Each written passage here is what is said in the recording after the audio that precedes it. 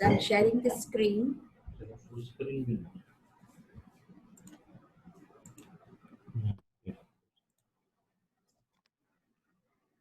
Screen share करती हूँ आप लोगों के साथ।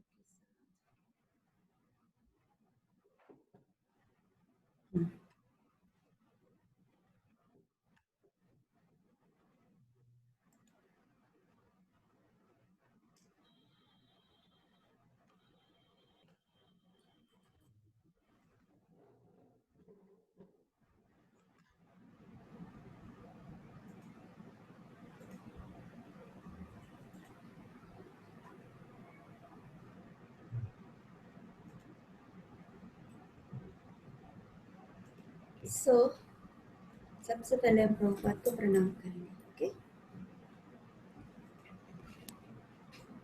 भगवत गीता 9.14 सततं कीर्तयन्तु मां यतन्तश्च दृढव्रतः नमस्यन्तश्च मां भक्त्या नित्ययुक्ता उपासते। एक बार वापस रिपीट करती हूँ।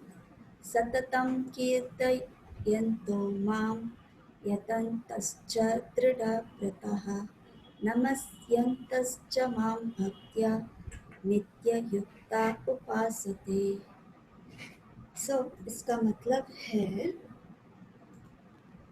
Always chanting my glories. Krishna बोल रहे always chanting my glories, enduring with great determination, bowing down before me, these great souls perpetually worship me with devotion.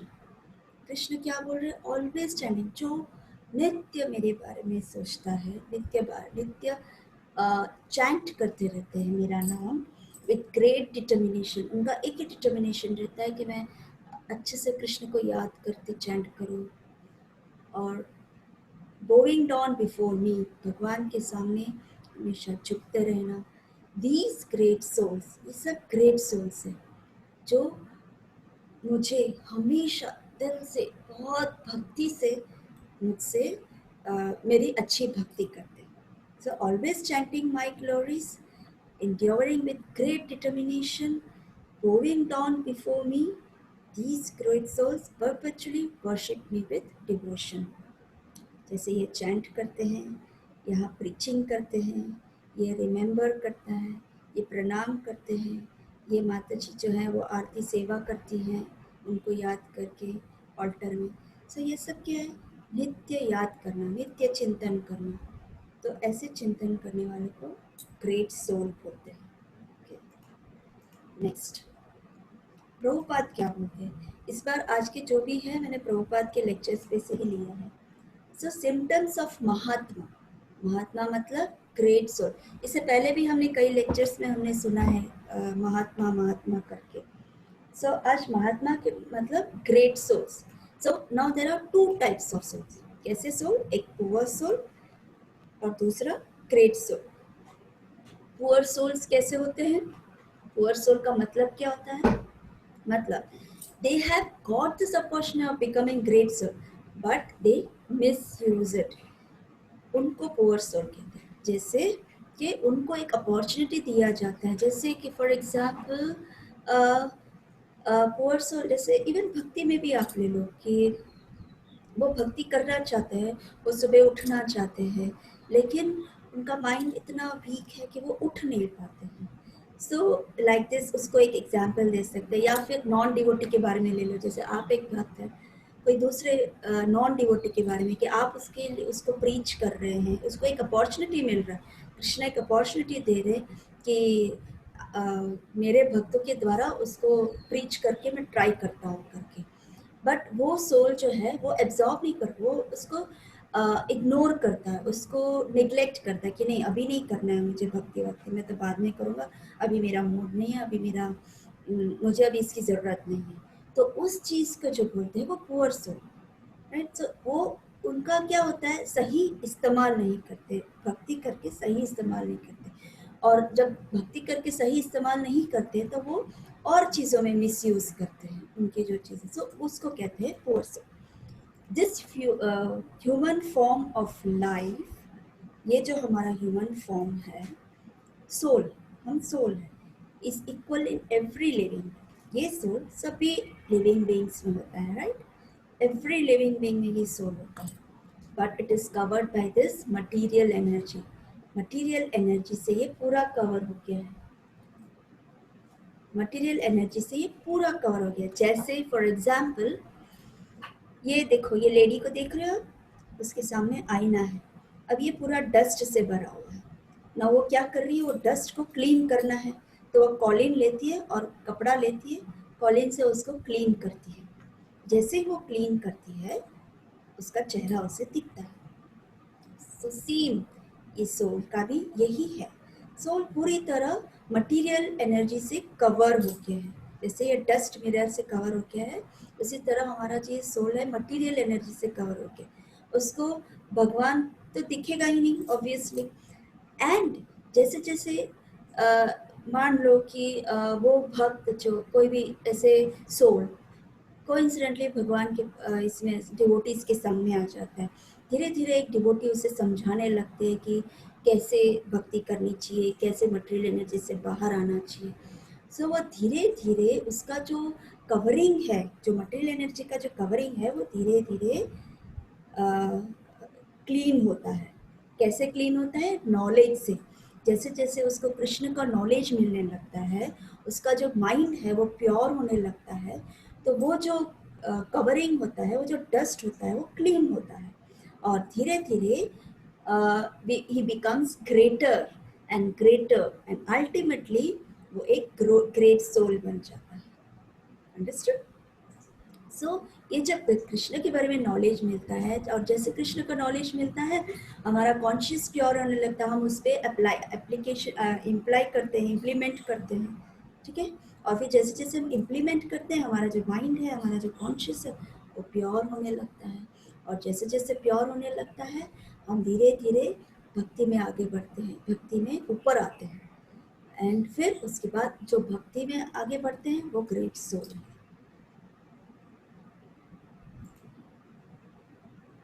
यहाँ तक समझ में आया? So, next, just like a flower in the beginning, it is in the bud stage, then fructifies gradually, and then one day it comes to be a very nice flower. इसका मतलब क्या हुआ? जैसे एक बर्ड है, छोटा सा एक फूल आता है, जैसे पूरी तरह कवर है, जैसे आप देख रहे हैं इसे, एक छोटा सा बड़ा, वो पूरी तरह इस तरह से नहीं हुआ, बट हमारा भी इस तरह से थोड़ा थोड़ा थोड़ा करके वो थोड़ा बड़ा हो रहा है, एंड देन फिर अगेन बड़ा हो रहा है, और धीरे धीरे धीरे धीरे वो सुंदर सा एक फूल बन जाता है। उसी तरह same way, one who comes to the Krishna consciousness, he is compared with the nice flower. हम भी शुरुआत में ऐसे होते हैं, और धीरे धीरे हमारा कॉन्शियसनेस प्योर होता है। हम जब कृष्ण कॉन्शियस में आ जाते हैं, हम धीरे धीरे धीरे बढ़कर महात्मा बन जाते हैं। So that Mahatma is called a great soul. So this opportunity is open for everyone. Krishna ये अपॉर्चुनिटी सभी जीवों के लिए देते हैं, सभी जीवों को देते हैं कि ये एडवांटेज लो।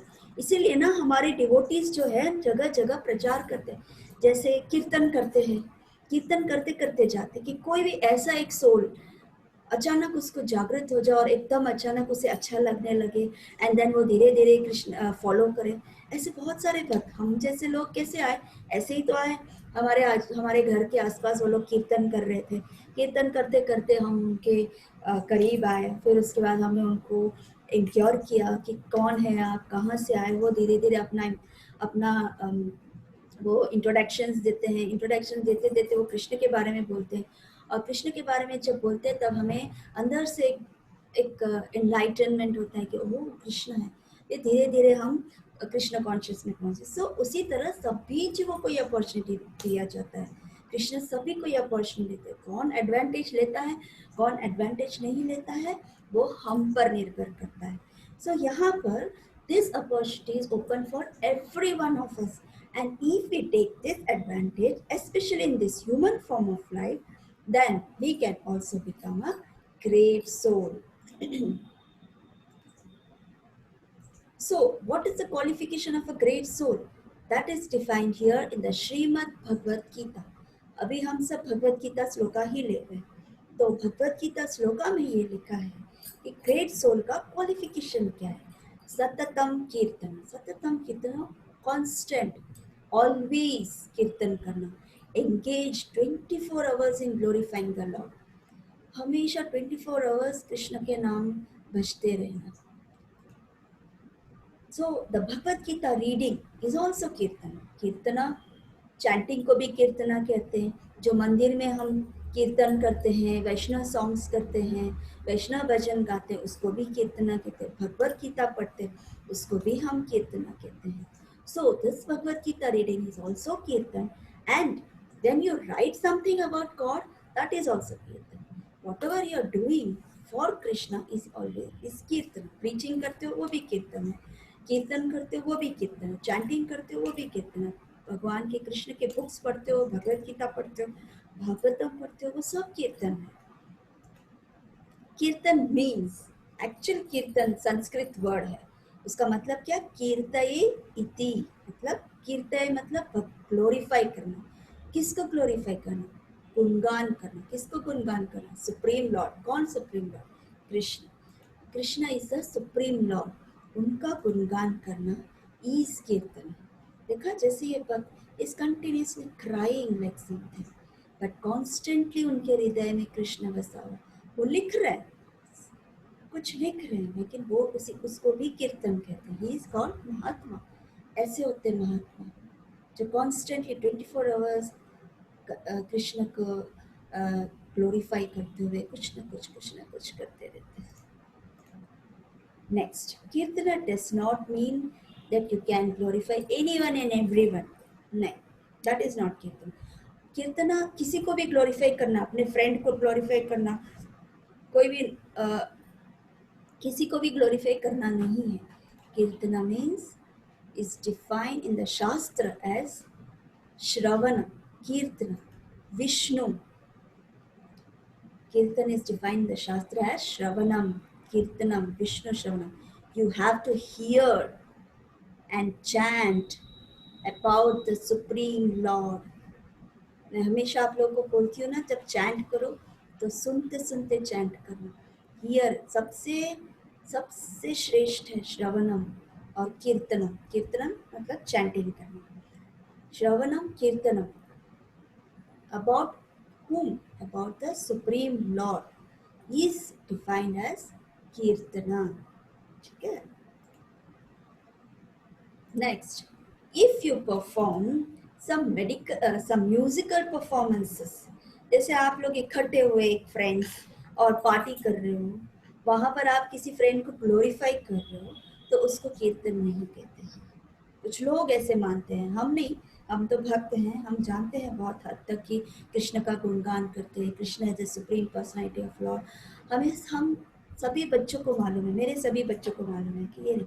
बट ये हम जब प्रचार करते हैं तो ये चीज़ें ये बाहर के लोगों के लिए कि ग्लोरीफाई करना. हम जैसे मटेरियल वर्ल्ड में लोग एक दूसरे को ग्लोरीफाई करते हैं, झूठा तारीफ करना है ना.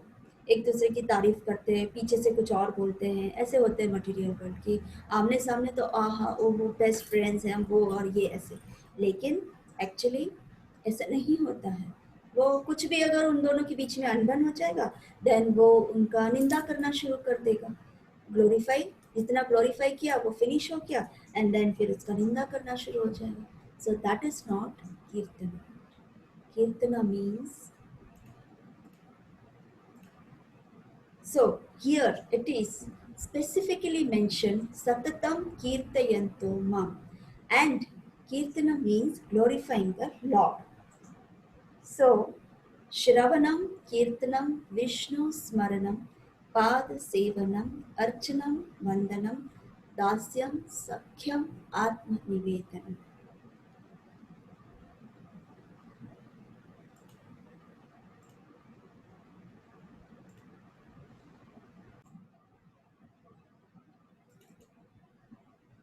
So श्रेया यहाँ तक मैंने दिखाया है.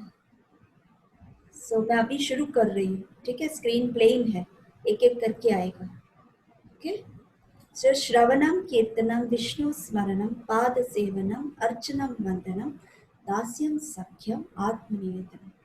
सो प्रभुपाद यहाँ पर इस श्लोका में ये श्लोका को बहुत इम्पोर्टेंस दे रहे हैं। प्रहलाद महाराज जो है वो इन्होंने ये हमें शिक्षा दी है, और प्रहलाद महाराज का जो शिक्षा है वो श्रीमद् भागवतम में है, श्रीमद् भागवतम में 7th कैंटो में है। So hearing and chanting about the transcendental holy name, form, qualities, उनके paraphernalia and pastimes of lord Vishnu. Hearing और चैंटिंग ये बहुत इम्पॉर्टेंट है कि hearing and chanting, holy name is chanting, हम लोग चैंटिंग कर रहे हैं, दैट इज होली नेम। हम सुन रहे हैं होली नेम, वो भी हियरिंग और चैंटिंग में आता है। फिर कृष्ण के फॉर्म, कृष्ण के क्वालिटीज, कृष्ण के पास टाइम्स, वो सब हियरिंग और चैंटिंग में आता है, right? Next is remembering. Remembering मतलब उनको स्मरण करना। Serving the lotus feet of the Lord, भगवान के पाद को, lotus feet of the Lord, उनकी सेवा करना। Then offering the Lord respectful worship with 16 types of paraphernalia. Paraphernalia मतलब उसमें जो भी हम कृष्ण के लिए यूज करते हैं वो सब पैराफर्नेलिया। जैसे आरती में, जैसे आरती का हमने पूरा पढ़ा था, वो सब कृष्ण आरती में क्या क्या इंग्रेडिएंट्स हम यूज करते हैं वो सब उसको पैराफर्नेलिया कहते हैं, ओके? सो वो सब चीज़ों को 16 टाइप्स ऑफ पैराफर्नेलिया कृष्ण के ऑफरिंग में हम यूज करते हैं। Next is offering prayers to the Lord. Next, becoming servant of the Lord. Then considering the Lord one's best friend and surrendering everything unto Him. हम एक एक करके जाते हैं, बहुत शॉर्टली जाते हैं, मैंने ज़्यादा बड़ा नहीं किया। सो उससे पहले these 9 process are accepted as pure devotional services. ये जो नववेदा भक्ति, इसको संस्कृत में नववेदा भक्ति कहते हैं। ये नववेदा भक्ति को जो एक्सेप्ट करता है इज एक प्योर डिवोटी एक्सेप्ट करता है। One who has dedicated his life to the service of Krishna through these 9 methods should be understood to be the most learned person, for he has acquired complete knowledge. Prabhupada बोलते हैं यहाँ पर, जिन्होंने ये नववेदा भक्ति को एक्सेप्ट किया है वो एक लर्नर्ड पर्सन है, जिसके पास पूर्णतः कृष्ण का नॉलेज है, okay? So we will start with 1 hearing, shravanam. Hearing कैसे करते हैं? कान से करते हैं हम। श्रवण करना, श्रवण, ये ईयर को किस तरह से यूज करना है? कृष्ण के श्रवणम में यूज करना चाहिए। जैसे कि सुखदेव गोस्वामी है ये, और ये परीक्षित महाराज है। मैं स्टोरी पे नहीं जाती हूँ बिकॉज हमें बहुत लंबा हो जाएगा। महाराज परीक्षित एक राजा थे जो 7 दिनों में मरने वाले थे। तब उस समय पे उन्होंने किसी से उन्होंने बहुत साधुओं से रिक्वेस्ट किया कि अब मैं ये 7 दिनों में मरने वाला हूँ, तो मैं इस 7 दिन किस तरह से उपयोग करूँ, कैसे इसका यूज करूँ करके। तब वहाँ के संतों ने कहा कि तुम सुखदेव गोस्वामी जो हैं वो भागवतम करते हैं, Srimad Bhagavatam, he is a very very transcendental saint है वो। आप उनसे शुद्ध वाणी जो है, शुद्ध भक्त हैं, उनसे आप जाके ये भागवतम सुनिए। तब ये महाराज परीक्षित जो है वो सुखदेव गोस्वामी के पास जाते हैं और 7 दिन तक नित्य कंटिन्यूस दिन और रात न खाया न पिया, खाया पिया बिना वो कंटिन्यूसली श्रवणम करते हैं। So that is called hearing, ठीक है? Next is chanting, singing, preaching, वो सब कीर्तन है। कीर्तनम कैसे करते हैं? जिह्वा से। चैंटिंग जिह्वा से होती है, सिंगिंग जिह्वा से, प्रीचिंग जिह्वा से होती है, और ये सब जिह्वा का क्या रूप? कीर्तन करना, कीर्तनम करता है।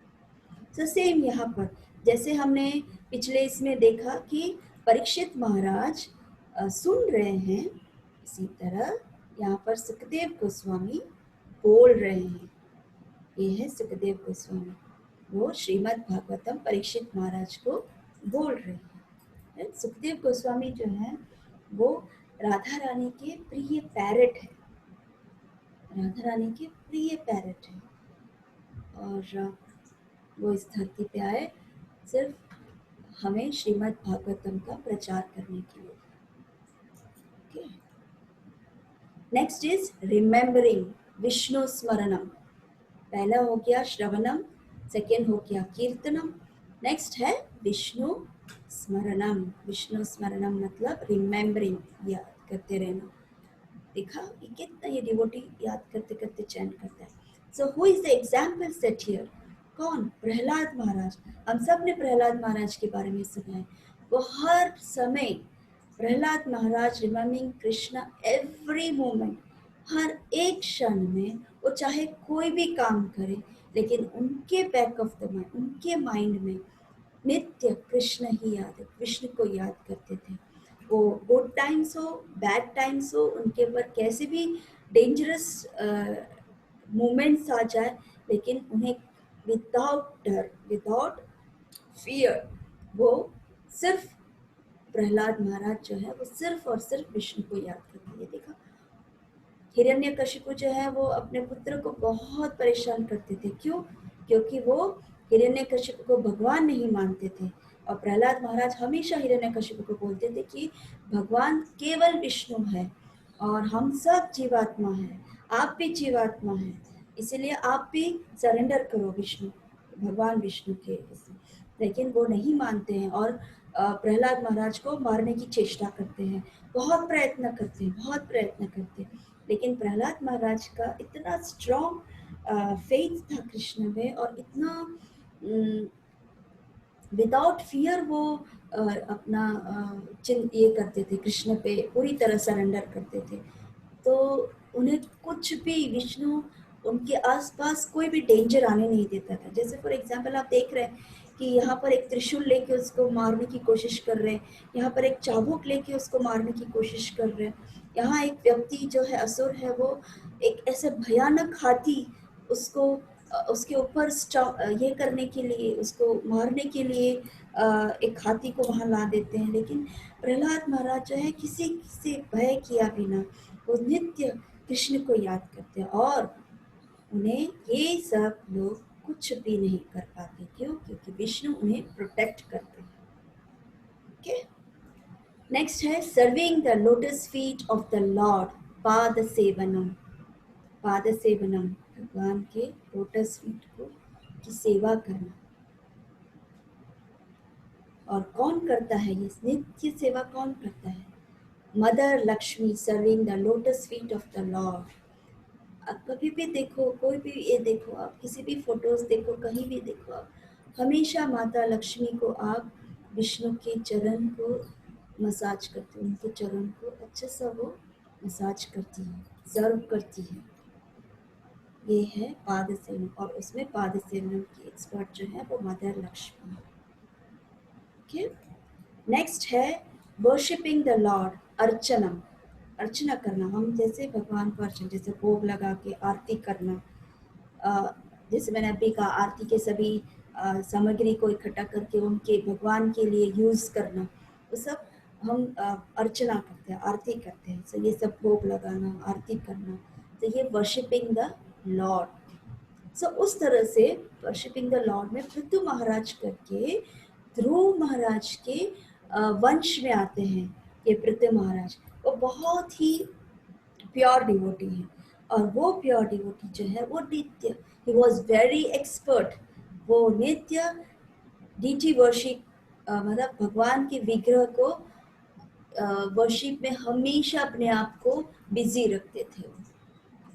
वो है पृथु महाराज।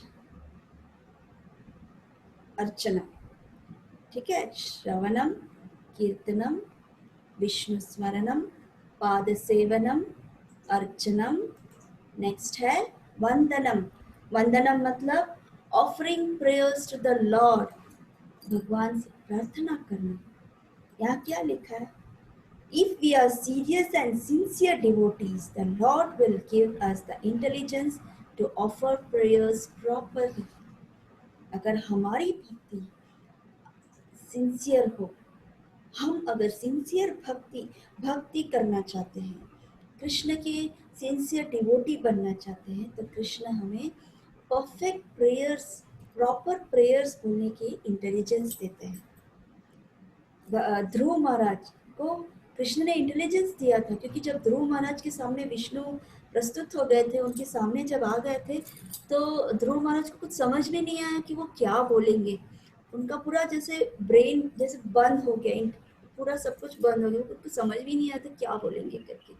तब उस समय पे विष्णु ने उनको इंटेलिजेंस दिया, और जैसे ही इंटेलिजेंस दिया वो प्रेयर्स बोलने लगे। और उन्हें नहीं पता ये प्रेयर्स कहाँ से आते हैं, उन्होंने आज तक प्रेयर्स नहीं पढ़ा है, लेकिन ऑटोमेटिकली जब विष्णु उन पे मर्सी करके उनको आशीर्वाद देते हैं, तब वो प्रेयर्स अपने आप उनके मुख से निकलता है। सो इसमें यही तात्पर्य कि हमारा अगर डिवोशन सीरियस और सिंसियर हो, तो कृष्ण स्वयं हमें इंटेलिजेंस देते हैं ताकि हम प्रॉपर प्रेयर्स करें। तो उसमें अक्रूर जो है वो मथुरा में कृष्ण का एक सर्वेंट टाइप, कंस का सर्वेंट था, और लेकिन वो फेवर करते थे कृष्ण को, हमेशा वो कृष्ण को याद करते थे, कृष्ण की चिंता करते थे ऐसे। तो जब मथुरा में कंस ने जब आदेश दिया अक्रूर को कि तुम जाके कृष्ण और बलराम को मथुरा लेकर आओ, तब अक्रूर बहुत ही डर से जाते हैं, बहुत ही बहुत ही लाइक शर्म से जाते हैं कि मैं इसका कारण बना, मैं कृष्ण और बलराम को कंस के मुख में, मतलब वो जो कंस जो है वो कृष्ण को मारना चाहता है, और मैं उनको वहाँ से लेकर मुझे कंस को लेकर जाना पड़ रहा, उसका माध्यम मुझे बनाया। तो वो बहुत दुखी होते हैं। लेकिन जब वो व्रज में पहुँचते हैं और जब वो कृष्ण का लोटस फीट देखते हैं, और उस लोटस फीट में कृष्ण के जो चिन्ह हैं, अनेक प्रकार के चिन्ह हैं। भगवान जब व्रज में चलते हैं ना, उनके फुटप्रिंट्स उसमें व्रज में छाप पड़ जाती है, और जब उनकी छाप पड़ती है तो वो जो भगवान के चरणों में जो सिंबल्स होते हैं वो सब इसमें दिखते हैं, जैसे फ्लैग है, शंख है, ऐसे सब दिखता है। मेरे पुराने जो बच्चे हैं उन्होंने पढ़ा है, नए बच्चों को नहीं पता। बोले भगवान के चरणों में जो है वो पूरा सिंबल्स, अलग अलग प्रकार के सिंबल्स होते हैं।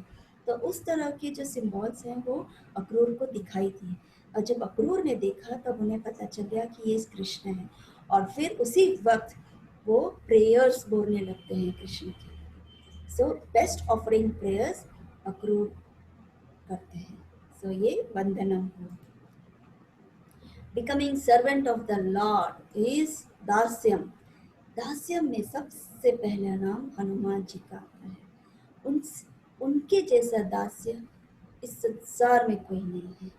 ऐसे एक पवित्र भक्त थे, ऐसे एक शुद्ध भक्त थे, ऐसे एक फास्ट भक्त थे, प्रॉम्प्ट भक्त थे। अभी तो राम जी ने कुछ बोला नहीं, उससे पहले खड़े होके वो तैयार हो जाते थे कि राम जी कब उनको आदेश देंगे। और देखा वो कैसे खड़े, जैसे रनिंग रेस में हम कैसे पैर रख के खड़े रहते हैं, जैसे ही स्टार्ट बोला, रेडी स्टेडी स्टार्ट बोलते थे, इमीडिएटली सब भागने लगते। उस सिचुएशन में हमेशा हनुमान जी ऐसे ही पोजीशन में खड़े रहते हैं कि राम जी अब भी बोलेंगे, मुझे कुछ आदेश देंगे, और एक क्षण में जो रेस नहीं करना है, मुझे उस आदेश का जल्द से जल्द पालन करना है। वो है हनुमान जी, और वो है दासी के भाव में आते हैं। और प्रभुपाद जी हमेशा हम दास हैं, हमें हमेशा प्रभुपाद जी दास्य के भाव में रहने को बोलते हैं।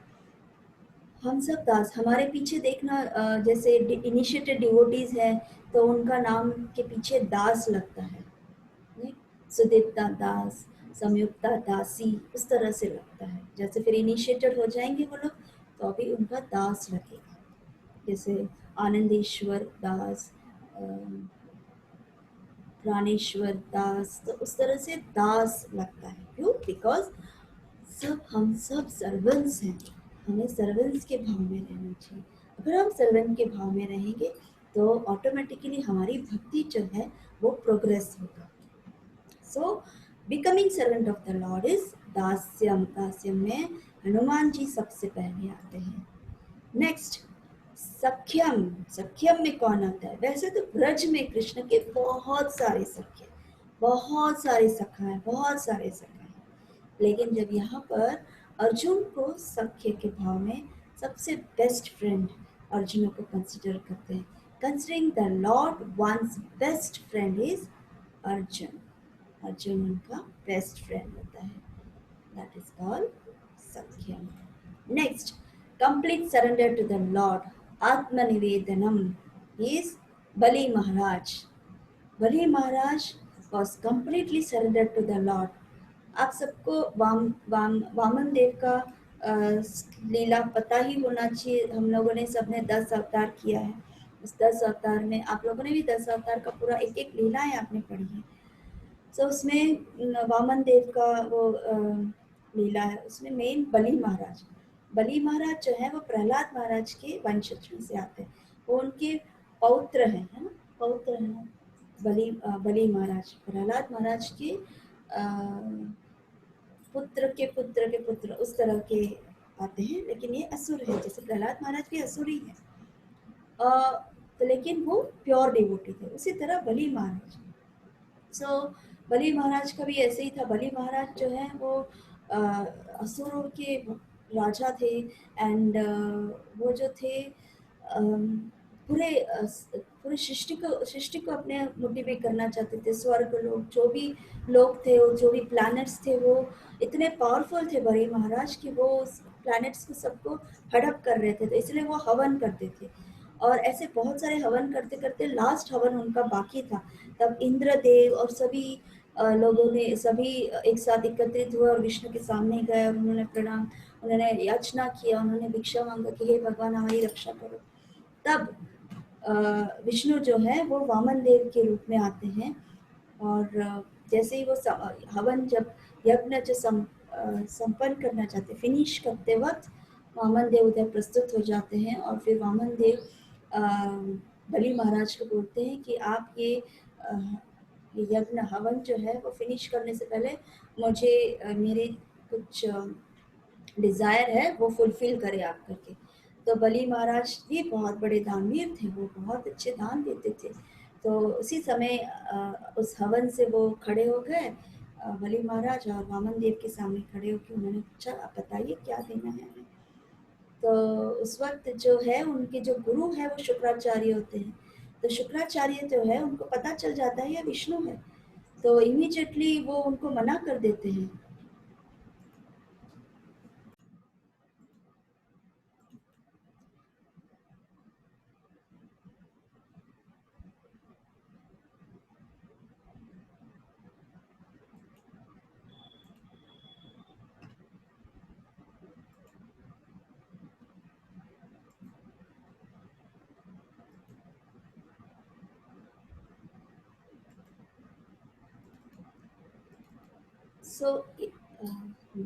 सो फिर बलि महाराज इमीडिएटली वहाँ वामन देव के सामने खड़े हो जाते. वामन देव बहुत स्वीट और एकदम शॉर्ट वो है, एकदम जैसे बटुक एक बोलते हैं ना, इतना शॉर्ट और बहुत क्यूट दिख रहे थे. तो बलि महाराज को समझ में नहीं आ रहा था ये कितना सुंदर बच्चा कैसे है करके. सो इमीडिएटली उनके सामने वो खड़े हो गए और पूछा क्या चाहिए. तब उस वक्त शुक्राचार्य को पता चल जाता है कि ये स्वयं विष्णु हैं. तो वो उन्हें मना कर देते कि नहीं आप कुछ भी नहीं देंगे, वो जो भी मांगेंगे आप नहीं देंगे. तो लेकिन बलि महाराज उनके गुरु के आदेश का पालन न करते हुए वामन देव का सुनते हैं और उनको पूछते हैं कि आपको क्या चाहिए. तब वो बोलते हैं कि मुझे 3 पग, मुझे जो भी उन्हें जो चाहिए फुलफिल करते हैं वो. और देन उसके बाद बलि महाराज जो है वो बोलते ठीक है मैं वचन देता हूँ आप लीजिए करके. तब वो वामन देव बड़ा रूप ले लेते हैं और फिर एक पग वो धरती को नाप लेते हैं, एक पग आकाश को नाप लेते हैं. तो बचा कुछ भी नहीं होता है. तीसरा पग वो कहाँ रखेंगे. तब बलि महाराज कहते हैं आप मेरे सिर पे रखिए.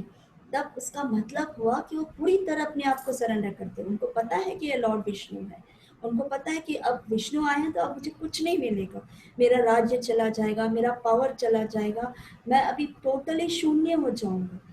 लेकिन बलि महाराज बिल्कुल नहीं डरे थे। उन्होंने बोला स्वयं विष्णु मेरे पास आए हैं, इसलिए मैं अपने आप को पूरी तरह सरेंडर करता हूँ करके वो अपने आप को पूरी तरह सरेंडर करते हैं। और उस तरह से वामन देव जो हैं वो प्रसन्न हो जाते हैं विष्णु, और उन्हें ब्लेसिंग करते हैं कि नेक्स्ट मनवंतर, नेक्स्ट इंद्र जो होंगे वो बलि महाराज बनेंगे करके। तो आज भी बलि महाराज जो है वो पाताल लोक में है।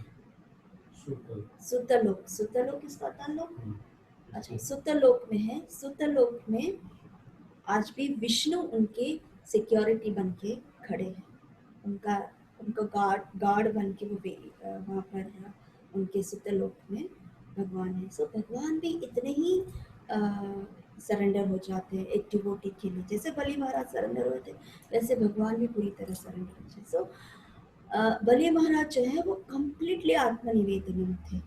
सो ये एक स्टोरी है। Okay. मैं बहुत speed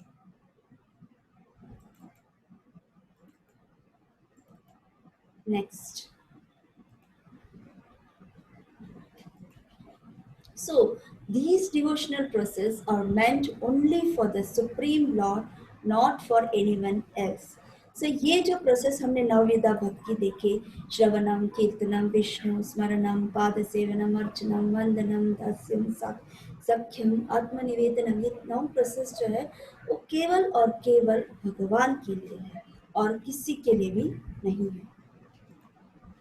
So, a Mahatma, great soul, is always engaged in the performance of glorifying the Supreme Lord. So, ऐसा महात्मा जो है great soul is always engage. ये देखो जैसे सुप्रीम लॉर्ड को ग्लोरीफाई करे, यहाँ पर कुछ भक्त बैठे हैं वो भगवत गीता के बारे में ग्लोरीफाई कर रहे हो, जो भगवान ने कहा है उसके बारे में ग्लोरीफाई कर रहे हैं। यहाँ पर कोई नॉन डिवोटी है जो पैंट शर्ट पहन के बैठी है तो उस वो भी सुन रही है। क्यों, क्या सुन रही है? वो भगवान के बारे में सुन रही है, तो वो भगवान का ग्लोरीफाई कर रही है। यहाँ जो है वो मृदंग बजा के पूरी तरह भगवान में मग्न है। They are all Mahatmas. So his only business is how to glorify the Lord. That's all. उसको और कोई काम नहीं, 24 घंटे 100% सिर्फ कृष्ण का के बारे में चिंतन करना, वो महात्मा है। सो सततम कीर्तयन्तो मां यतन्तश्च, मतलब यतन्तश्च मतलब विद ग्रेट केयर, बहुत ही ध्यान से बहुत ही केयरफुली वो डिवोशन करता है। ये देखा जैसे प्रभुपाद, देखो यहाँ कैसे प्रीचिंग करते हैं, इतने सारे सब नॉन डिवोटीज है। कौन उस वक्त जब नए नए गए थे कोई भी डिवोटीज नहीं है, सब पैंट शर्ट, सब कैसे दाढ़ी बना के लंबे लंबे बाल, देखा लंबे लंबे बाल, कोई नक्शा नहीं कोई रूप नहीं, ऐसे ही बस बैठ गए। और प्रभुपाद देखो कैसे, आपने लोटस फ्लावर देखा, लोटस फ्लावर के बीच में जैसे एक अच्छे से और आजू बाजू पेटल्स हैं, उस तरह से प्रभुपाद बैठे हैं और उनको कृष्ण के बारे में ही बोल रहे हैं और वो लोग ध्यान से सुन रहे हैं, है ना। देखो एक व्यक्ति तो कितना कितना हंसते हंसते सुन रहे हैं, कितना ध्यान से सुन रहे हैं सब। प्रभुपाद कितना अच्छे से कृष्ण के बारे में समझा रहे हैं।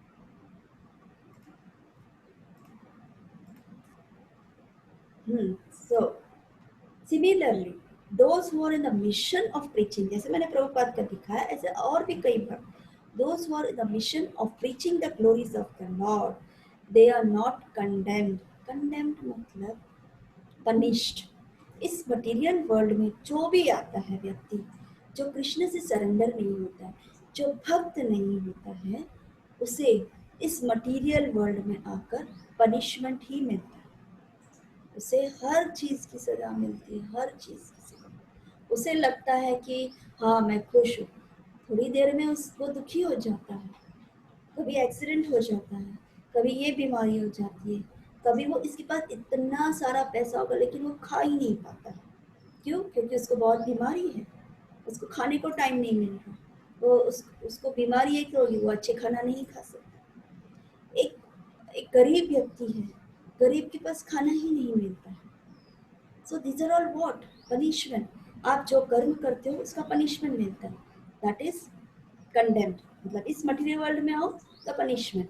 सो लेकिन जो डिवोटीज हैं, भगवान के जो भक्त हैं, they are not condemned, they are not punished, they are glorified, they are mahatma. क्यों? क्योंकि वो सततम कृष्ण, सततम कृष्ण को याद करते रहते हैं, कृष्ण को याद करते हैं. और जब कृष्ण को याद करते रहते हैं, कृष्ण भी उनको याद करते रहते हैं. और जब कृष्ण उनको याद करते हैं और कृष्ण देखते हैं, तो उनको कोई भी डेंजर, कोई भी ऐसी चीजें जो उनको हर्ट ना करे, वो कृष्ण हमेशा ध्यान रखते हैं.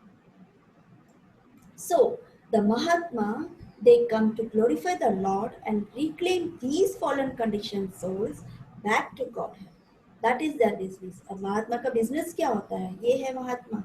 ये है महात्मा. मृदंग बजाना, हारमोनियम बजाना, डांस करना, क्लैप करके कीर्तन करना, ये सब महात्मास है.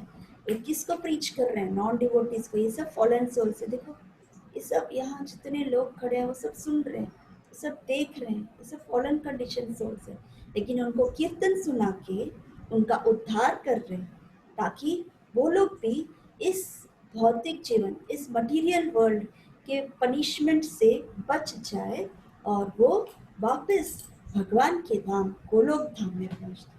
यही उनका लक्ष्य होता है. किसका? महात्मा का, ग्रेट सोल्स का. Otherwise, in the material world, whoever he may be, he is supposed to be condemned. चाहे वो कितना भी अमीर व्यक्ति हो, कितना भी हैंडसम व्यक्ति हो, कितना भी पावरफुल व्यक्ति हो, चाहे उस सृष्टि का सबसे, इवन देवी देवताओं का भी देख लो, वो सब मटेरियल वर्ल्ड में गिना जाता है. उनको भी पनिशमेंट्स होते हैं, उनको भी मटेरियल वर्ल्ड में जन्म, मृत्यु, जरा, व्याधि से गुजरना पड़ता है. That is all punishment, right? ये प्रोसेस है. सो दृढ़ व्रताः यतन्तश्च मीन्स जस्ट लाइक, जैसे एक पॉलिटिशियन है. पॉलिटिशियन जो है वो कुछ ना कुछ प्लान बनाता है कि अब मैं इन लोगों को अपनी तरफ कैसे खींचूं. जैसे एक व्यक्ति इलेक्शन के लिए खड़ा है. अब इलेक्शन के लिए एक व्यक्ति खड़ा है. अब वो सोच रहा है कि ये जो समाज ये जो पब्लिक है, इन पब्लिक को मेरी तरफ मैं कैसे आकर्षित करूं ताकि मुझे वोट मिले, वो लोग मुझे वोट दे और मैं इलेक्शन जीत जाऊं करके. तो मैं क्या करूं? वो नित्य वही प्लान बनाता रहता है और कुछ ना कुछ एग्जीक्यूट करता रहता है. उसी तरह ये जो भक्त है, महात्मा ये जो हैं, वो भी यही सोचते रहते हैं कि ये जो कंडीशन सोल्स है, इन लोगों को भगवान के पास कैसे लाएं, ये लोग कैसे भक्त बनेंगे और इनको किस तरह से कन्विंस करेंगे तो ये भक्त बनेंगे. तो उनका नित्य चिंतन यही रहता है, right? So how people will accept it? Just like lord Chaitanya Mahaprabhu, वो प्लान्स बनाते थे अपने भक्तों के साथ बैठकर, मिलकर, नित्यानंद प्रभु के साथ मिलके, उनके अद्वैताचार्य से साथ मिलके, गदाधर पंडित के साथ मिलके, श्रीवास पंडित के साथ मिलके, एक साथ मिलके वो लोग सब मिलके प्लान बनाते थे कि ये सब जो ये जीवात्माओं का कैसे उद्धार करे करके, इनको कैसे मैसेज पास करे कि कृष्ण कौन है, कृष्ण के पास आना चाहिए, कृष्ण की भक्ति करनी चाहिए, वो किस तरह से हम उनको प्रचार कर सकते. तो वो दिन रात बैठ के ये प्लान बनाते थे.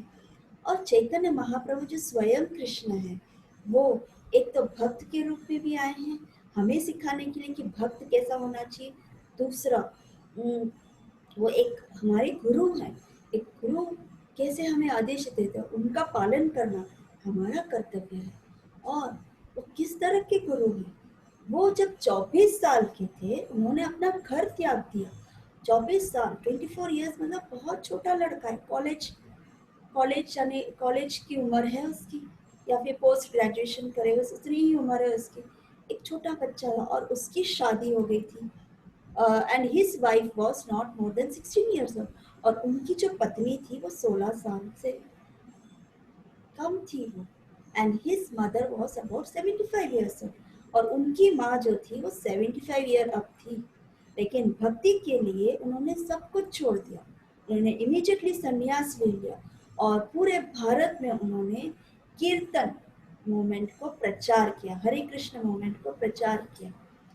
तब से every part of India is chanting only one mantra, and that is Maha Mantra. और वो क्या है? हरे कृष्ण कृष्ण कृष्ण हरे हरे, हरे राम राम हरे हरे। ये चैतन्य महाप्रभु ने हमें सिखाया है कि ये हरे कृष्णा महामंत्र जो है वह कलयुग में इतना प्रभाव, इतना स्ट्रॉन्ग महामंत्र है कि ये महामंत्र बोलने से ही आदमी कैसे भी पापी व्यक्ति हो, कैसे भी भयानक व्यक्ति हो, उसका सब पाप नष्ट हो जाता है और वो शुद्ध भक्त बनता है। इसीलिए सिख चैतन्य महाप्रभु कितने मर्सीफुल है, कितने मर्सीफुल है कि वो यूं इमीडिएटली ये मंत्र बोलने से, ये महामंत्र बोलने से ही उद्धार हो जाता है लोगों का। बहुत बड़ी बात है। हर एक युग का अलग अलग स्टेज होता है कि इस युग में आप ये करेंगे तो ये मिलेगा, लेकिन उन सब में बहुत टाइम लगता है, बहुत टाइम लगता है। जैसे तपस्या करना, कितने सालों सालों तक 60,000 ईयर्स, इतने years, 50,000 years, 60,000, thousands of years तक लोग मेडिटेशन करते थे और उस मेडिटेशन में तब जाके विष्णु उनके सामने प्रस्तुत होते थे, ऐसा होता था। फिर बाद में एक योग आया जब हवन करना रहता था, यज्ञ करना होता था। एक युग ऐसा आया कि आपको धाम धाम अपना चलते चलते अपना सभी जगह तीर्थ यात्रा करना, ऐसा है। लेकिन कलयुग एक ऐसा शॉर्टकट ये है कि जिससे आप भगवान को बहुत जल्दी प्राप्त कर सकते हैं, और वो चैतन्य महाप्रभु ने हमें हरे कृष्ण महामंत्र के द्वारा कृष्ण के पास जल्दी पहुंच सकते हैं। ये है shortcut. So the Mahatma has only one obedience to the Lord. बस उनका एक ही काम होता है और एक के सामने ही वो झुकते हैं, भगवान का आदेश का पालन करना। नमस्यन्तश्च माम भक्त्या विथ डिवोशन। उनका कोई पर्पस नहीं होता, उनका कोई मटेरियल डिजायर नहीं होता है। वो कभी भगवान से कुछ भी नहीं मांगते, वो बस एक ही चीज मांगते हैं कि हे भगवान, आप मुझे शक्ति दो कि मैं इन जीवों का उद्धार कर सकूं, मैं उन लोगों को आप तक पहुंचा सकूं। बस उनका एक ही लक्ष्य होता है, उनका कोई और पर्पस नहीं होता है। भक्ति means who approaches God in devotion without any material purpose. हमारी भक्ति भी ऐसी ही होनी चाहिए, हमारा इसमें शुद्ध भक्ति होनी चाहिए। हमें किसी भी, मैंने जैसे पिछले श्लोका में ही, पिछले ही प्रेजेंटेशन में बताया था कि हमारा मटेरियल अटैचमेंट धीरे धीरे खत्म हो जाता है जब हम डिवोशन की तरफ जाते हैं, है ना। ये देखा, ये होता है ओबेसेंसेस, प्रणाम करता है राधा कृष्ण, कितने क्यूट है। सो भक्ति मीन्स प्योरिटी, शुद्धता। भक्ति किसी को मस्का मारना ऐसा नहीं है। जैसे हम किसी फ्रेंड्स को मस्का मार के कुछ चीज़ लेते हैं कि मुझे ये चीज़ देना, ऐसे क्या करती है, तो मेरी बहुत अच्छी फ्रेंड है ना, तो मेरी सबसे बेस्ट फ्रेंड है, तो ही सब कुछ मुझे देती है और कोई मुझे नहीं देता, ऐसे बोलते हैं ना, ऐसे करके फ्लैटरी करके आप लोग लेते हैं ना। तो ऐसे भक्ति नहीं होता। भक्ति शुद्धता होती है, दिल से होता है, ट्रस्ट होता है, ट्रूथ होता है भक्ति में। Bhakti means a pure devotee without any purpose offers his respect to the Lord, and he knows that the Lord is great.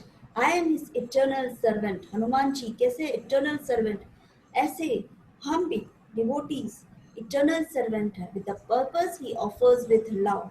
वो जब प्रणाम भी करता है तो भी वो प्रेम से प्रणाम करता है, वो है भक्ति और वो है महात्मा। सिमिलरली गॉड ऑल्सो, अब ये एक साइड से नहीं है, सिर्फ भक्त ही सब कुछ करता है, भक्त ही प्रणाम करता है, भक्त ही प्रचार करता है, भक्त ही सब कुछ करता है, ऐसा नहीं है। Similarly God also loves his devotees more than anyone. उसे जितना भगवान प्रेम करते हैं, इससे अधिक इस संसार में कोई उसे प्रेम नहीं कर सकता। That is the reciprocation of transcendental love. ये है शुद्ध प्रेम का लक्षण. So, bhaktya means without any purpose. The devotee, the pure devotee takes pleasure in glorifying the Lord. एक शुद्ध भक्त क्या करता है? भगवान को ग्लोरीफाई करता है, भगवान का गुणगान करता है, गुण उनके बारे में ही बोलता रहता है, उनके बारे में ही प्रचार करता है. And the Lord also takes pleasure in thinking of his devotees. और भगवान भी भक्तों के बारे में सोचते रहते हैं. बहुत सारे भक्त एग्जाम्पल्स हमारे इसमें कितने कितने हैं भक्त. भगवान उनसे रेसिप्रोकेट करते. ध्रुव महाराज, प्रहलाद महाराज, कितने सारे भक्त. हमने अब तक नहीं जितने जड़ भरत, ये सब अच्छे अच्छे भक्त, उनको रेसिप्रोकेट करते हैं भगवान, उनसे उतना ही प्रेम करते हैं भगवान. So this is the relationship between the Lord and his भक्त्या. Bhaktya Nitya Yukta, and Nitya Yukta means that devotional service not for temporary purpose because they have no purpose. यहाँ प्रभुपाद बार बार बोलते हैं कि ये टेम्पररी पर्पस नहीं है, मतलब ये उनके पर्पस के लिए नहीं है, ये सिर्फ शुद्ध भक्ति है, शुद्ध प्रेम है. उन्हें इस संसार से कोई लेना देना नहीं है. वो सिर्फ कृष्ण के से प्रेम करते हैं, कृष्ण को चाहते हैं और कृष्ण के बारे में प्रचार करते हैं और कृष्ण के पास ही जाना चाहते हैं. जैसे यहाँ पर देखो कृष्ण हनुमान जी जो है वो राम जी को गले मिलते हैं, उसी तरह राम जी भी जो है हनुमान से भी बहुत प्रेम करते हैं. इनकी आंखों में भी अश्रु है, उनकी आंखों में भी अश्रु है, इतना प्रेम करते हैं. Just like there are some persons who also present themselves chanting Hare Krishna. हाँ, जैसे कुछ भक्त हैं, यहाँ पर प्रभुपाद ये भी बोलते हैं कि यहाँ कुछ भक्त ऐसे भी हैं हरे कृष्ण महामंत्र करते हैं और भगवान से कुछ मांगने की इच्छा रखते हैं कि भगवान मैं 16 माला करता हूँ, इसलिए इसके बदले मुझे प्लीज ये दे दो, मुझे प्लीज दे दो. ऑफकोर्स भगवान पूरा करते हैं. भगवान मटेरियल चीजें, कृष्ण कभी भी अपने भक्तों को अगर कोई भी इच्छा हो तो भगवान पूर्ण करते हैं, लेकिन भगवान कभी प्रेम नहीं देते हैं, उसी में उलझाए रखते हैं, उसी मटेरियल चीज़ों में उलझाए रखते हैं, लेकिन वो प्रेम नहीं दे पाते हैं, प्रेम नहीं कर पाते हैं भगवान से. जैसे हनुमान जी राम जी को करते हैं, जैसे राम जी हनुमान जी को करते हैं. जैसे ब्रज में उनके सखा जो कृष्ण को करते थे, और जैसे कृष्ण उनके सखा से बहुत प्रेम करते थे. जैसे अघासुर ने जब उनके सखाओं को निगल लिया था तब कृष्ण को बर्दाश्त नहीं हुआ था. कृष्ण बहुत विचलित हो गए कि मेरे सखा को तुमने मारने की चेष्टा की करके. उस क्रोध में भगवान ने अघासुर के मुंह में जाके बहुत उसको मारा था. तो वो उनसे सहन नहीं होता था. क्यों? क्योंकि उतना ही गोप सखा उनसे बहुत प्रेम करते थे. क्योंकि वो प्रेम करते थे, कृष्ण उनसे ज्यादा अधिक प्रेम करते थे. ये है प्रेम. लेकिन हम मटेरियल चीजें मांगेंगे तो ये सब नहीं मिलेगा, और डिवोटीज ये कभी नहीं मांगते. सो कीर्तन, so that is not kirtana. Kirtana should be performed only for the glorification of the Lord.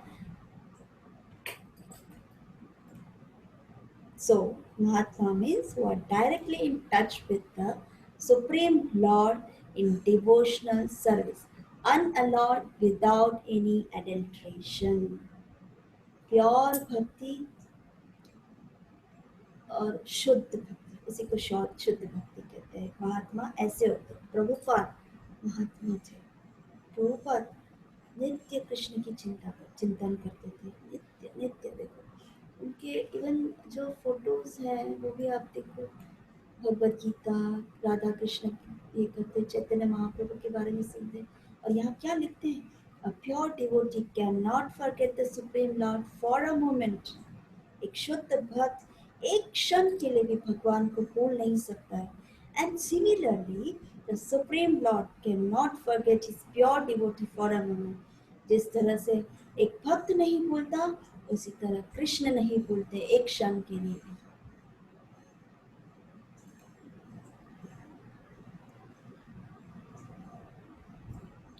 One does not need to undergo any severe penance or austerity.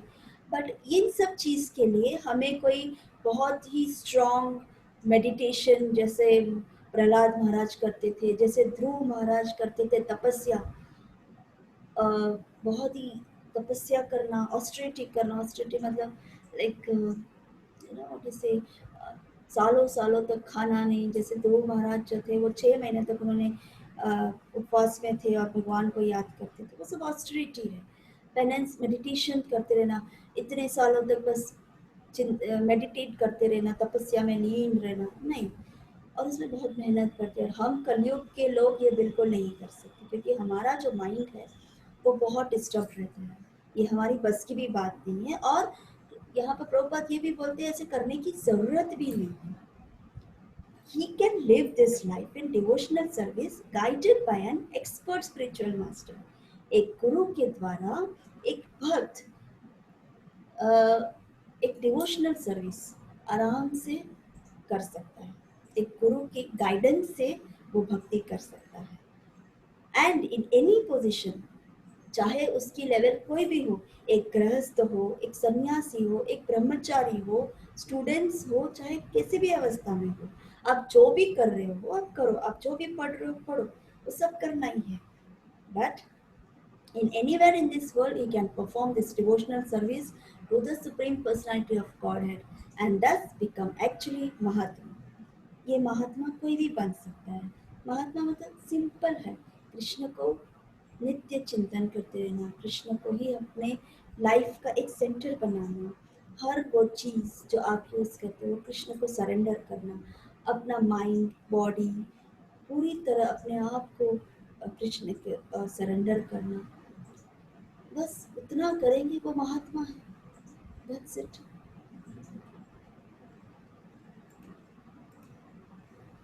जैसे यहाँ जैसे एक जगह एक बच्चा है, उसके पास बहुत सारी चीजें हैं, जैसे वो मटेरियल वर्ल्ड में रहता है, क्या क्या है इसके पास, देखो, थियोलॉजी, मुक्ति चाहिए, मुक्ति है,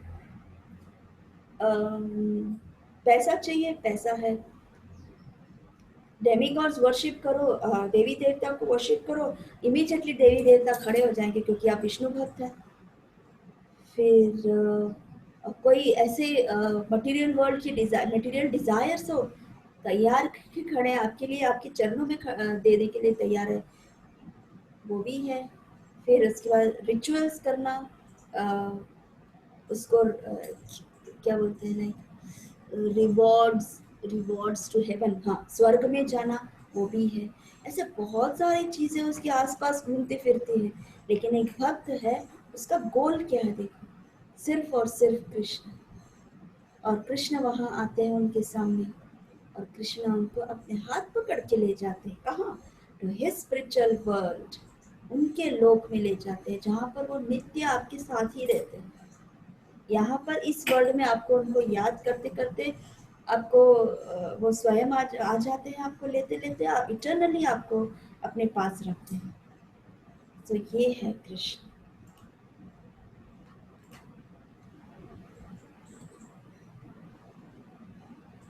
दैट्स इट।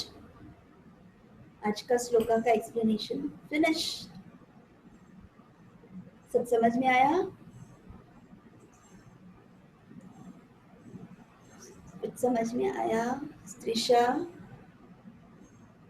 समझ में आया? ओके, इजीली समझ में आया। मैं आज फास्ट थी थोड़ी, बहुत फास्ट गई थी आज टाइम कवर करने के लिए।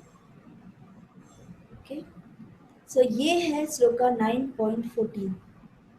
आप लोग, मैं आप लोगों को वो भेज दूंगी, ऑडियो भी भेज दूंगी, आप लोग उसको ये करना, कंठस्थ करना, कंठस्थ करके देखो, नेक्स्ट टाइम बोल सके तो बोलिए।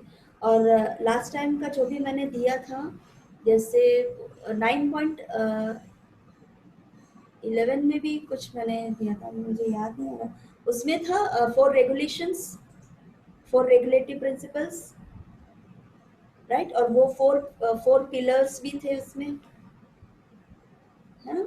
हाँ, तो वो चीज़ों को याद किया आप लोगों ने, वो याद करना है।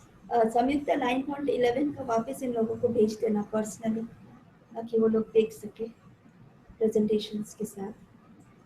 और लास्ट वीक में मैंने जो 10 ऑफेंसेस का जो मैंने सिखाया आप लोगों को, उसमें आप लोगों ने शुरू किया है कंठस्थ करना।